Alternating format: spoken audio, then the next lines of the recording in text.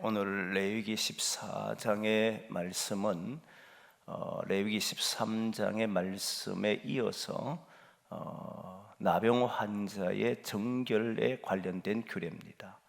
13장의 내용은 나병 환자에 관한 내용이지만 13장의 내용은 나병 환자가 발생했을 때 어떻게 해야 하는가, 진찰하는 문제, 그리고 결국 진 밖으로 내어서 그 환자가 확인되면 거기에서 살도록 하는 내용이 담겨 있다면, 14장의 내용은 이제 나병에서 벗어난 사람들, 나병에서 다 깨끗함을 받은 사람들은 어떻게 처리해야 하는가, 그 규례에 대한 내용이라는 거예요. 그게 14장의 내용입니다.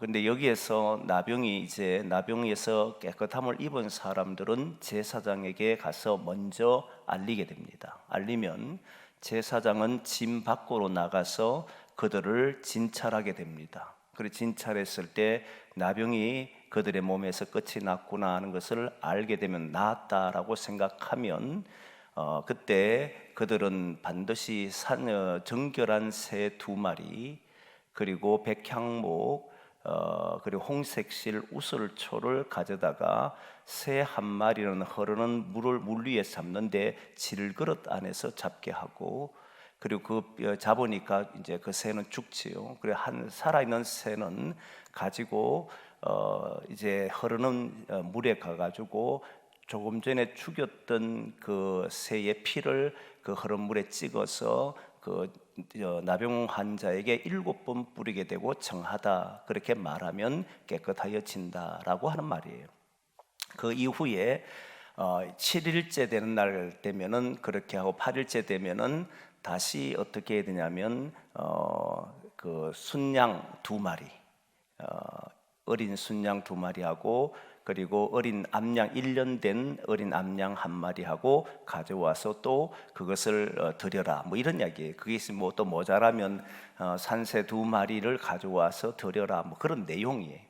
근데 이거 사실 복잡해서 저도 다 기억 못 하는데, 여러분들에게 제가 이걸 일일이 설명한다고 또 기억할 리도 없을 거고, 그게 그렇게 중요하지도 않고, 어쨌든 여기에서 몇 가지를 생각하는데 오늘은 한 3가지를 정리하려고 합니다. 하나는 나병 환자가 정결되는 이 규례가 얼마나 놀라운 법인지, 얼마나 놀라운 규례인지를 알게 하는 거예요. 첫 번째 저의 목적은, 왜냐하면 여러분, 나병이라고 하는 것이 지금 시대는 나병이 거의 발병되지는 않습니다. 물론 전에도 이야기했습니다만 가난하고 어려운 나라들은 여전히 나병에 관련돼서 골치 아픈 일들이 많지만, 선진국들은 이제 나병은 거의 치유가 되는 그런 병이에요. 그러나 고대 사람들, 아니 우리가 어렸을 때만 해도 옛날 사람들은 이 나병에 걸리면 고칠 수 있는 방법이 있느냐라고 했을 때 없다라고 봤습니다.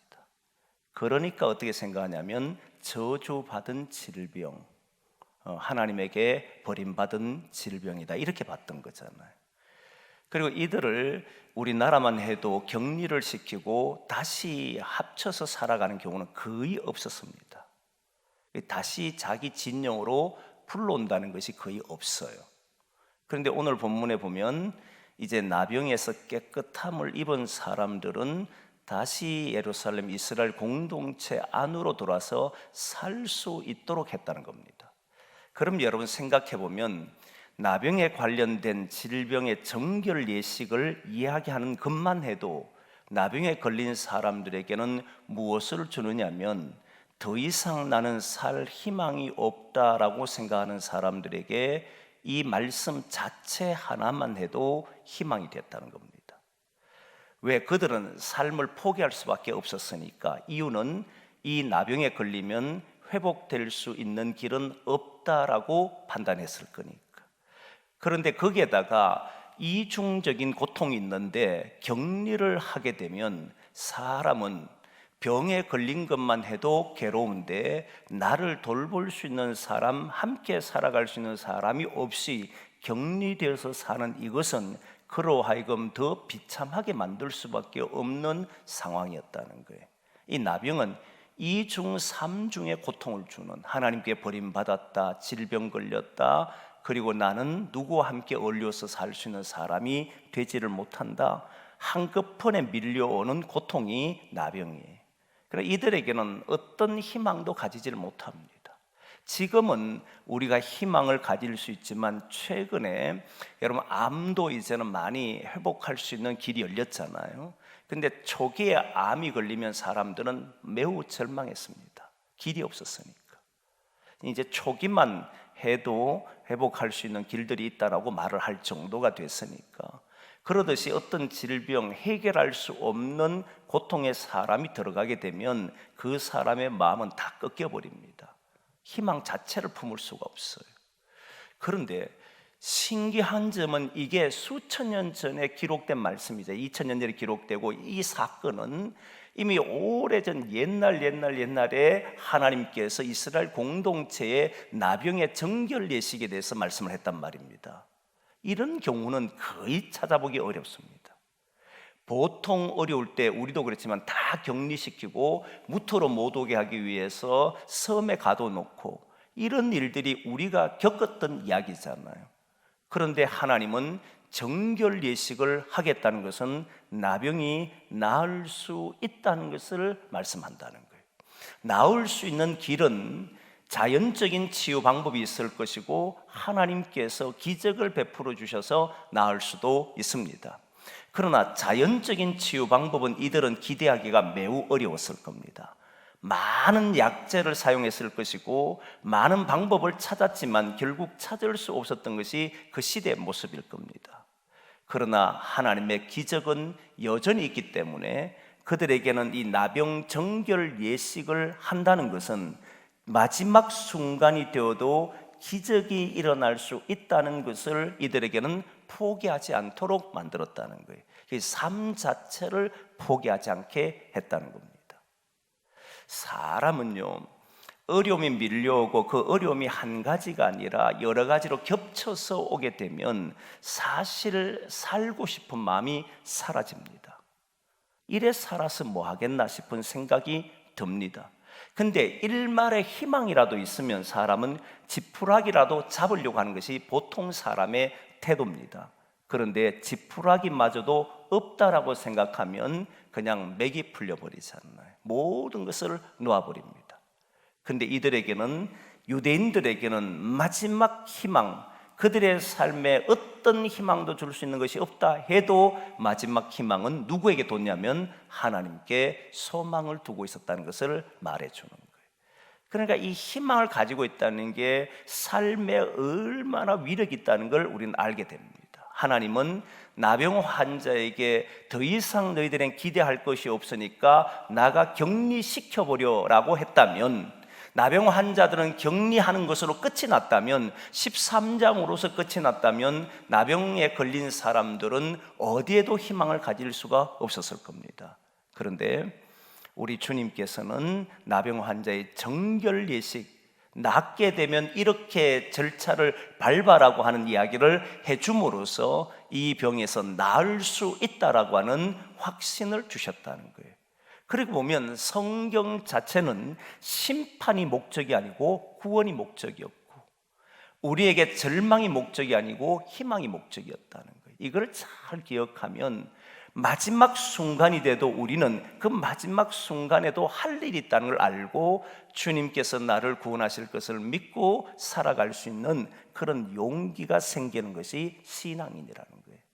신앙은 무엇이냐면 세상 사람들이 다 안 된다 그러고 자연 법칙이 다 안 된다 그러고 어디에도 기대할 수 없다라고 해도 여전히 하나님은 나를 구원하신다는 그 믿음을 가지게 한다는 겁니다. 그 믿음 있는 사람들이 하나님의 역사를 보게 되는 줄 믿습니다. 그래서 여러분, 성령 하나님의 역사 중에, 성령 하나님의 사역 중에 몇 가지가 있는데, 성경을 보면 성령이 임하는 곳에 어떤 일이 일어나냐라고 봤더니 그 가운데 하나가 뭐냐면 희망의 영이더라는 거예요. 이스라엘 백성들이 애굽에서 430년 동안 살아도 끝내 그들과 성령 하나님은 함께 하셨고, 그리고 여러분 잘 아는 대로 바벨론 포로가 됐을 때도 내가 내 영을 너희에게 준다라고 하거나 마른 뼈 환상을 보여줄 때 모두 성령께서 그 코에 하나님이 생기를 불어넣으신데 바로 성령을 불어넣으시니까 그게 마른 뼈들이 살아나는 역사가 일어났지 않습니까? 이게 바로 성령이 하시는 일들이라는 거예요. 성령을 받았노라, 성령이 나와 함께하노라 라고 말한 사람들이 사람들의 희망을 꺾는다? 그건 성령과 무관한 삶을 살고 있다는 걸 아셔야 돼요. 성령 안에 있는 사람들은 언제나 희망을 말하게 되어 있습니다. 무릎을 사람을 꺾도록 만들질 않아요.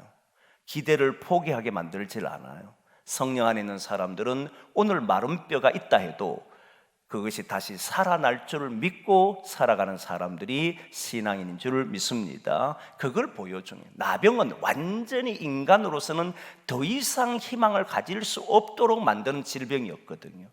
그런데 여러분 레위기 13장과 14장 두 장에 걸쳐서 59절과 57절은 긴 절을 통해서 회복할 수 있는 길을 열어주신다는 것은 이들에게는 바로 나병도 치유될 수 있다라고 하는 희망을 갖게 하셨다는 겁니다. 그게 바로 우리 하나님이시라는 거예요. 하나님은 오늘도 우리가 희망 가운데 자기의 삶을 열어가기를 원하는 줄 믿습니다. 이게 우리의 기도가 되는 거예요. 또 하나는 여러분 결국 이런 내용들을 보면 하나님께서 원하는 게 뭐냐? 조금 전에 간단하게 이야기했지만 하나님은 심판의 목적이거나 저주가 목적이거나 격리가 목적이 아니라는 거예요. 회복이 목적이라는 거예요. 하나님은 구원하심이 목적이라는 거예요. 하나님의 생각은 우리가 잘못했기 때문에 채찍을 드는 게 목적이 아니고 하나님의 생각은 우리를 다시 살리는 데 목적이 있다는 거예요. 에덴 동산에서 보면 에덴 동산의 사건은 많은 사람이 심판의 인간이 하나님 앞에 버림받은 사건으로 봅니다. 실제로 벌받은 내용이 나오니까요. 그런데 하나님께서 에덴 동산에서 아담과 하와를 쫓아내지 않습니까? 두루 도는 하용검으로 누구도 이곳으로 찾아오지 못하도록 막아두셨잖아요. 이유가 뭐냐라고 나오는데 그 이유가 창세기 3장에 보면 이들이 생명나무 실과를 먹고 영생할까 봐 염려하노라 이렇게 나온단 말이에요. 영생할까 봐. 왜 영생하는 걸 하나님이 걱정해야 하는가? 여러분 인간이 죄인이 되어서 하나님과 단절된 채로 선악과 나무 열매를 매달마다 먹게 되면 그 삶으로 영생해야 되는 거잖아요. 불안과 두려움에서, 염려에서, 걱정해서. 여러분 생각해 보십시오. 사람이 계속 괴로우면 살 수 있겠습니까? 맨날 힘들면 어떻게 삽니까? 근데 그때마다 잠시 기쁨을 맛보잖아요. 잠시 뭔가 행복하잖아요. 그러면 그게 또 우리로 하여금 하게 하지 않습니까? 저는 운동을 했다고 했습니다. 운동할 때요 진짜 연습하는 거는 힘듭니다. 거의 뭐 제 몸이나 얼굴이나 이것이 내 거이 아니에요. 코치 거예요. 뛰어람 가면 한 대 맞고 들어오고 너무너무 많이 맞고 그게 너무 힘들어 도망가고 막 이런 일들이 비일비재했거든요. 그런데 여러분 시합에 나가서 우승을 하고 오면요 그 고생했던 게 싹 잊어버립니다. 그리고는 또 연습하라면 또 해요. 근데 계속 두둑게 맞으면 계속 야단 맞으면 사람이 왜 삽니까? 그게 못 사는 거예요. 그런데 우리도 인생도 보면 그렇잖아요. 맨날 힘들 것 같은데 웃을 날이 있더라는 거예요. 너무너무 괴로워서 더 이상 뭐 포기하고 싶은데 보니까 막 희망이 또 생긴 일들이 있다란 말이에요. 이게 굴곡이 있잖아요. 저는 다만 웃는 날이 더 많으냐 슬픈 날이 더 많으냐 이게 차이일 뿐이에요. 저는 하나님의 말씀대로 따라 살면 훨씬 더 웃는 날과 천국과 같은 삶을 산다고 믿는 사람이 적거든요. 성경도 그렇게 나왔으니까. 근데 괴로움은 없느냐? 괴로움 속에서 기쁨이 있다는 걸 알게 됩니다. 여러분 지난 시간에 한번 말씀을 드렸지만 고난도 종류가 있다는 걸 이야기했잖아요. 고난의 종류가 있는데 그 고난이요 의도된 고난이 있고 의도치 않는 일이 벌어졌을 때 고난이 오는 경우 있잖아요. 근데 점점 신앙하는 사람들은 뭘 더 많이 가지냐면 의도하는 고난을 더 많이 가져갑니다. 점점 그렇게 되면 의도치 않는 고난들, 예기치 못한 고난들은 줄어듭니다. 한번 해보시면 압니다. 하나님의 뜻대로 행하는 고난을 해보면 인간이 걸어가면서 맞이하는 이 고난, 내가 실수해서 잘못해서 맞이하는 고난들은 줄어들게 되어 있습니다. 하나님 뜻대로 살기 위해 살아가 보니까 뭐가 더 일어나냐면 기쁨이 있고 평안이 일어날 수밖에 없잖아요.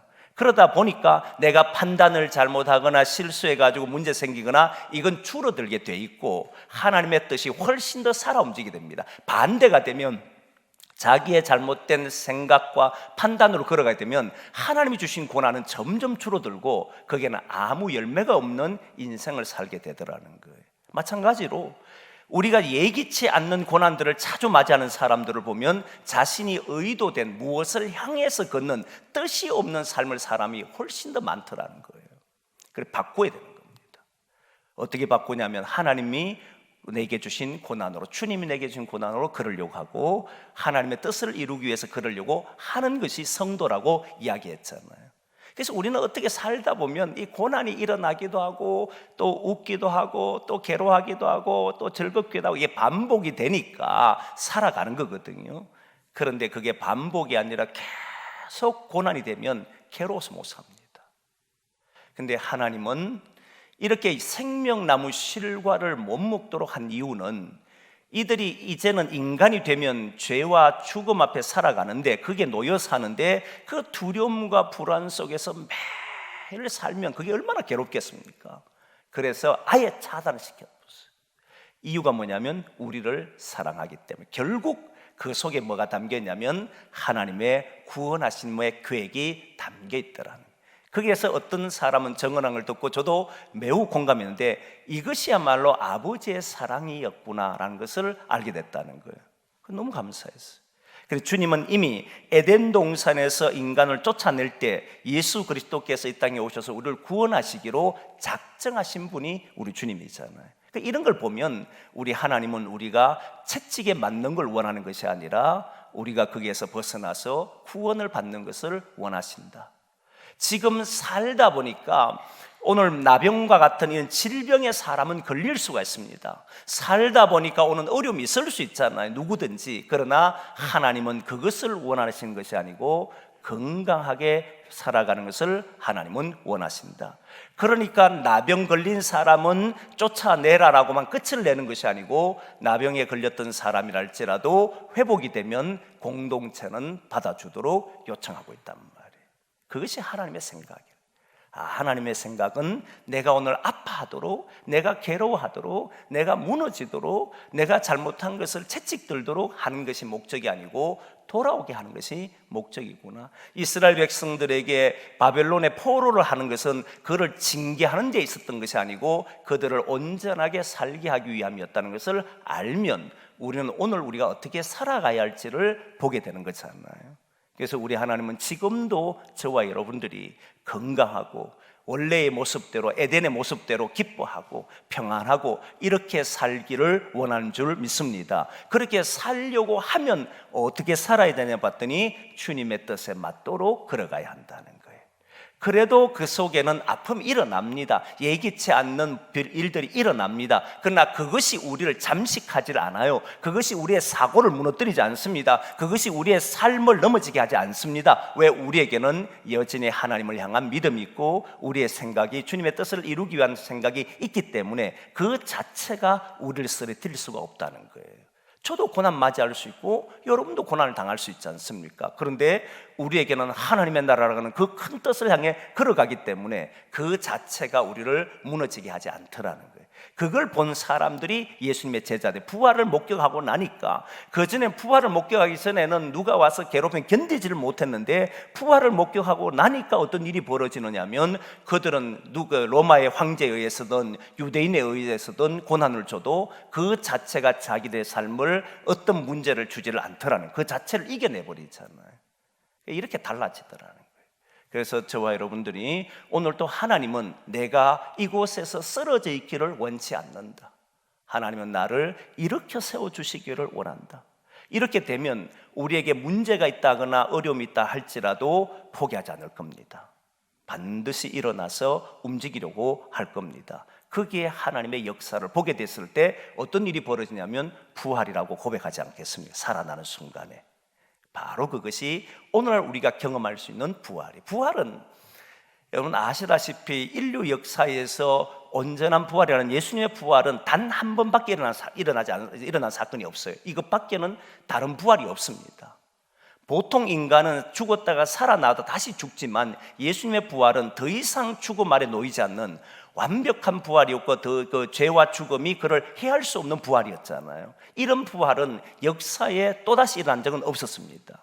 근데 우리는 본 적이 없는 사람들이잖아요. 어떻게 우리는 경험할 수 있는가? 오늘 우리가 하나님의 뜻을 위해 살아가 보면 하나님이 나를 죽이는 데서 목적이 있는 것이 아니고 살리는 데가 있고, 나를 거기에서 슬퍼하고 괴로운 데 목적이 있는 것이 아니라 기쁘게 하는 것이 목적이 있다면, 내가 슬픔 속에 있는데, 괴로움 속에 있는데, 그때 어느 순간에 기쁨이 탁 찾아오는 순간 뭘 느끼겠습니까? 내 삶이 살아났구나.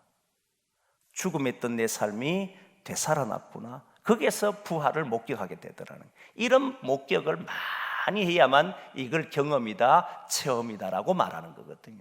저와 여러분들 이런 경험들이 많이 있기를 소망합니다. 그게 두 번째 드리고 싶은 말씀이고, 세 번째 말씀은 여러분 하나님께서 정결케 하는 이 예식을 통해서 뭘 하나를 주고 싶으냐면, 제가 꼭 여러분들에게 나누고 싶은 건데, 격리와 조금 전에 이제 구원인데 격리에 대한 문제예요.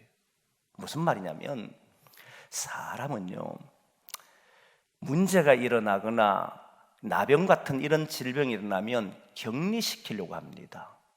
공동체 안에 넣으려고 하는 생각보다는 격리하려고 해요. 조금 전에 이야기했습니다. 하나님은 격리가 목적이 아니고 회복하는 게 목적이라 했잖아요.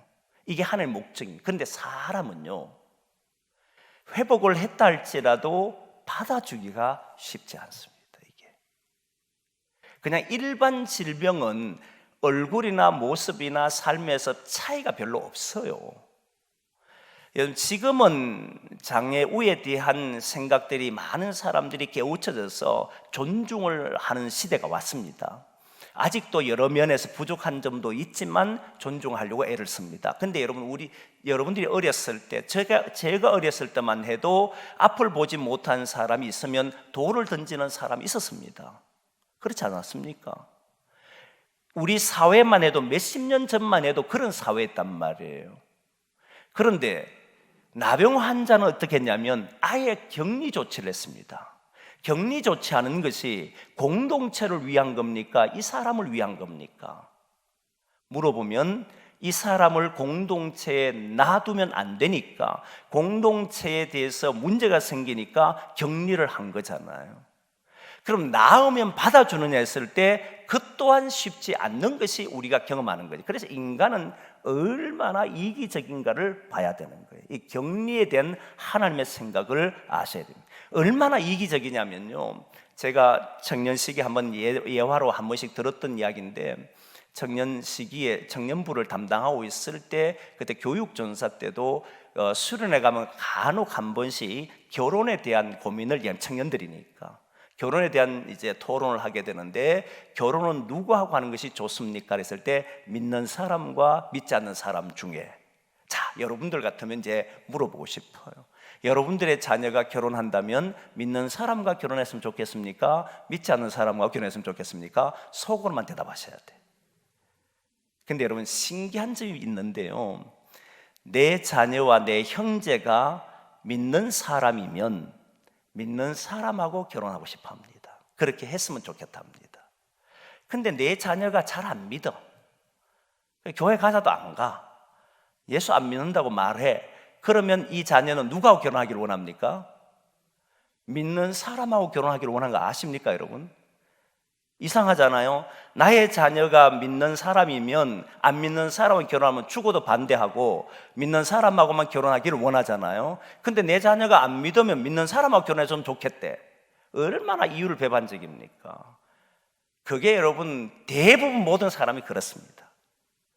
그러니까 이걸 이해하셔야 돼. 그래서 우리 청년들하고 제가 사역할 때 이제 교육 목사가 되어 청년들 사역할 때 부모님이 안 믿는 사람을 데려왔을 때 반대하는 것 때문에 괴로워하는. 근데 자기 형제 중에는 안 믿는 애가 있었는데 또 믿는 사람을 결혼하기를 원하는 이런 한 부모 밑에 있는 걸 보고는 충격을 받잖아요. 얼마나 이기적이에요. 나는 안 믿는 사람 데려오면 안 되고 내 아들은 안 믿는 사람이니까 믿는 사람 데려오기를 원하고 이상한 논리를 하잖아요. 그래서 제가 그런 이야기를 해요. 그게 인간이다.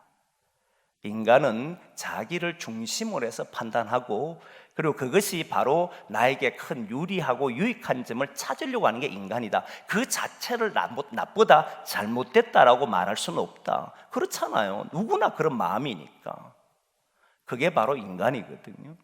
근데 여러분, 이런 속에서 인간은 이렇게 이기적이다 보니까 대부분 나병이 걸리면 격리시켜야 됩니다라고 말을 할 때 사람은 교묘하게 공동체를 보호하기 위해서 이 사람을 격리해야 됩니다라고 말하는 경우가 많습니다. 이 사람을 놔두면 공동체가 어려움을 겪기 때문에 이 사람은 내보내야 됩니다. 이렇게 말을 해요. 과연 그게 성서적인가? 하나님의 생각인가? 그래서 이것도 양심에 걸리니까 그 사람을 위해서도 공동체를 위해서도 격리하는 것이 옳다라고 이야기합니다.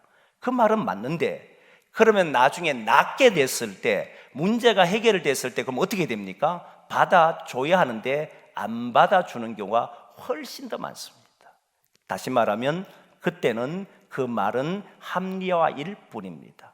자기의 행동에 정당성을 부여한 말일 뿐이지 실제 그렇게 말하는 게 아니었다는 거예요. 그게 참 무섭습니다. 격리를 말하고 공동체를 말하는 것은 매우 위험한 말입니다. 정말 공동체를 위한 것인가, 그 사람을 위한 것인가, 이 고민을 해봐야 돼요. 안 그래도 오늘 저한테 와서 어떤 문제를 가지고 이야기하는 교육자가 있었는데 제가 공동체에 대한 이야기와 개인에 대한 이야기를 생각을 좀 해보라 그랬습니다. 여러분 생각해 보십시오.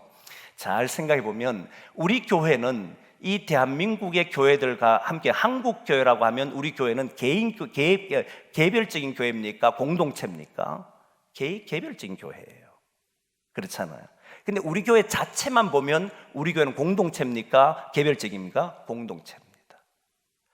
여러분 가정이라는 것도 똑같아요. 이 사회의 가정은 그냥 한 가정만 놓고 놓으면 우리는 가정 공동체라 그럽니다. 그런데 사회 전체를 놓고 보면 이 가정은 개별적인 개인적인 가정이에요. 이해됩니까 이 말이? 이렇게 될 수밖에 없어요. 그때 우리는 어떻게 판단하느냐, 이 판단하는 게 너무너무 중요하거든요. 과연 나는 공동체를 위해서 움직이는가 아니면 개인을 위해서 움직이는가, 공동체를 살린다고 움직이는 것인가 개인을 살리기 위해서 움직이는가, 이거는 아주 많은 생각을 해야만 정리를 해야만 될 겁니다. 그래서 생각을 정리할, 어느 것을 선택해도 나는 인정하겠다, 정리해보라고 보냈습니다. 왜냐하면 이게 정리가 안 된 채 행동하는 것은 그도 괴롭고 나도 괴로운 거잖아요. 그래서 정리를 해보라 그랬습니다. 저는 여기에서 오늘 말하고 싶은 것은 격리와 공동체인데요, 하나님께서는 격리하는 것이 1차적인 목적이 아닙니다. 그렇게 할 수밖에 없는 이유는 이 나병이 전염병이기 때문에 격리를 시켰던 겁니다. 다른 사람에게도 피해를 주기 때문에 격리를 시켰어요. 근데 결국 보면 이 사람이 병에서 남을 입으면 반드시 공동체 안으로 받아주도록 아예 규례, 정한 율법으로 정해놔 버렸습니다. 이건 유대인들이 피할 수 없는 겁니다. 누구든지 받아들여야 됩니다. 그렇잖아요. 이게 하나님의 법으로 정해놓지 않았다면 아마 유대인들도 안 받아줬을 겁니다. 왜냐하면 우리나라 사회도 우리도 보면 안 받아주고 사니까 그들도 그랬을 겁니다. 그래서 여러분 율법이라는 게 당시 그 애굽의 법이든 어느 나라의 법과도 다른 독특한 법이었다는 거예요. 구별된 법이었다는 게 이해됩니까? 그래서 여러분 성경에 레위기가 거룩이란 단어를 쓰는데 이 거룩이 구별이란 단어잖아요. 구별이 된다는 것은 어떤 것과 구별되냐면 애굽 법과도 구별됐고 세상의 법칙과도 구별돼요. 내한테 유리하지도 않고 이 사람 곁에 있으면 징그럽고 같이 있는 것도 싫은 사람임에도 불구하고 그 공동체 안에서 살 수 있도록 했다는 것은 어느 사회도 인정하거나 용납하지를 않았던 내용입니다. 그렇기 때문에 이게 진짜 대단한 법이죠. 너무 놀라운 법이죠. 어디 구약 시대에 그 시대에 이런 법을 한다고 생각했겠습니까? 지금에서나 비로소 이 21세기 살아온 오늘에서나 비로소 우리가 장애우들과 함께 살아가는 시대가 되었지만 그 시대는 그런 게 없습니다. 그런데 성경은 그렇게 하고 있다는 거예요. 이게 정말 놀라운 건데, 하나님의 생각이 거기에 있었습니다. 하나님의 생각은 공동체를 위해서 한 사람을 버리는 게 아니라는 말입니다. 그 한 사람을 지키는 것이 바로 공동체를 지키는 거라, 이렇게 봤던 거예요. 그러면 그 사람이 아픈데 전염병인데 같이 살게 하면 안 됩니까? 이거는 공동체 전체를 무너뜨리기 때문에 격리하도록 했다는 거예요. 여러분, 벌을 내려도 사람이 벌을 내리잖아요. 벌을 내리는데 미워서 싫어서 때려서 그렇게 벌을 내린 것이 아니고, 사랑하는 것과 미워하는 것의 벌은 다릅니다. 그렇지 않습니까? 그래서 우리가 어떤 행동을 보면 저 사람이 이 사람 싫어서 하는 행동이야 라고 생각할 수 있는 것도 있지만, 그 사람을 위해서 할 때는 때로는 매몰찰 때도 있어야 되잖아요. 근데 이건 누구만 아느냐면 하나님과 그 사람만 아는 이야기입니다. 그러나 결국 진짜 하나님의 사람이라고 한다면 격리가 목적이 아니라 공동체를 위해서 판단할 겁니다. 이게 우리가 해야 될 일이에요. 여러분, 예수님께서 100마리 양에 대한 비유를 여러분 아시잖아요. 100마리 양을 여러분 아는데 100마리 중에 한 마리를 잃어버렸을 때에 그 한 마리를 찾으러 가시는 것은 우리 잘 압니다. 근데 그 100마리 중에 99마리를 그럼 어찌 했을까? 이게 궁금하잖아요. 99마리는 일반적으로 사람들은 안전한 데다가 보관했을 것이다, 안전한 데 놔두고 찾으러 갔을 것이다, 그런 생각을 주님께서 했겠습니까? 한 마리가 없다면 당장 찾으러 갔을 겁니다. 여러분, 실제 그런가? 마태복음 18장을 찾아봅니다. 마태복음 한번 띄우라 했으면 띄울 겁니다. 18장 12절 말씀입니다. 한번 같이 읽어보겠습니다. 시작. 너희 생각에는 어떠하냐? 만일 어떤 사람이 양 100마리가 있는데 그 중에 하나가 길을 잃었으면 그 99마리를 산에 두고 가서 길 잃은 양을 찾지 않겠느냐? 어디에 두고 간다고요? 먹이던 그곳에 두고 찾으러 갑니다. 양들은 특성이 있는데요, 혼자 잘 돌아다니지는 않아요, 사실은. 그런데 한 마리가 이상한 행동을 해버렸어요. 산에 두면 이리들이 있습니다. 그럼에도 불구하고 주님은 산에 그들을 두고 찾으러 간다는 겁니다. 또 한 곳이 있는데요, 누가복음인가? 이게 누가복음 몇 장이냐면 15장 4절입니다. 같이 봅니다. 시작. 너희 중에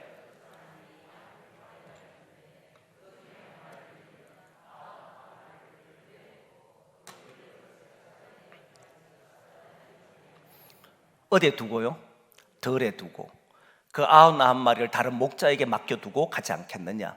그 99마리를 다른 양물이 들리는 그런 그 목자를 보호할 수 있는 그런 우리 안에 가둬도 가지 않겠느냐? 그런 말이 없어요. 잃어버리자 말자, 잃어버린 걸 알게 되면 찾으러 갑니다. 실제 가축을 키워본 분 알아요. 숫자를 세려봤는데 없으면 바로 찾으러 갑니다. 그게 원래 양치는 사람들 그리고 목자들의 기본적인 자세예요. 하나님께서 우리를 어떻게 만드시냐면 99마리를 버린 게 아닙니다. 99마리를 놔둔 것은 맞지만 버린 것은 아니에요. 근데 그 한 마리를 찾지 못하면 이 99마리도 버린 거와 동일하잖아요. 무슨 말인지 이해됩니까, 여러분? 제가 이 말은 오랫동안 했기 때문에 여러분들이 이제 다 알 거예요. 한 마리를 버릴 수 있는 사람은 그 다른 한 마리가 또 문제를 일으키면 99마리를 지킨다는 이유로 그 한 마리를 버릴 겁니다. 항상 그래 왔습니다. 인간이 모여있는 모든 공동체는 다 그래 왔습니다. 공동체의 위해가 되면 그 사람이 떠남으로써 우리는 모든 것을 지켜냈다고 생각합니다. 아니라는 거예요. 성경은 그렇게 생각하지 않습니다. 성경은 그 한 마리를 위해서 희생할 수 있는 곳이 될 때 그 99마리도 지킬 수 있다고 말합니다. 그 말에 동의가 됩니다. 근데 사실 이렇게 살기 쉬운가? 이 질문을 던지면 인간으로서는 살기 어렵다라고 말씀드리고 싶습니다. 누구든지 쉽지 않아요. 눈앞에 있는 99마리를 두고 한 마리를 찾으러 간다? 이건 상식적으로도 맞지 않고 논리적으로도 맞지 않는. 그런데 주님은 그것이 옳다라고 우리에게 말씀한다는 거예요. 그리고 지금 보면 격리돼서 나병이 걸려서 격리돼 버리면 여러 가지로 막 겹쳐서 온다 그랬잖아요. 하나님께 버림받았다는 생각, 몸에 질병이 걸렸으니까 얼마나 괴로웠겠습니까? 그런 것들, 가족들에서 버림받았던 이런 마음들, 모든 것이 이제 막 겹쳐서 일어난 이 사람에게 다시 회복할 수 있는 길을 또 주셨을 뿐만 아니라 공동체가 받으라는 거잖아요. 반드시 공동체는 그를 잊어버리고 있는 것이 아니라 돌아오면 언제나 건강하게 전염병이 없는 상태로 돌아오면 항상 받아주는 것이 공동체라는 거예요. 그런 공동체가 아니면 우리는 이 세상 공동체와 동일할 겁니다. 그렇잖아요.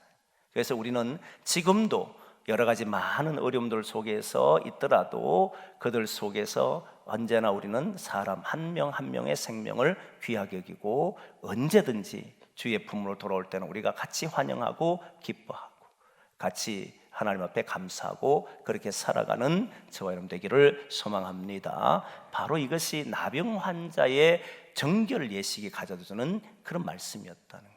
오늘 이제 기도하면서 나갈 텐데요, 우리가 이 땅에 살아가는 동안에 어려움이 있어도 어떤 경우에도 희망을 포기하지 말자.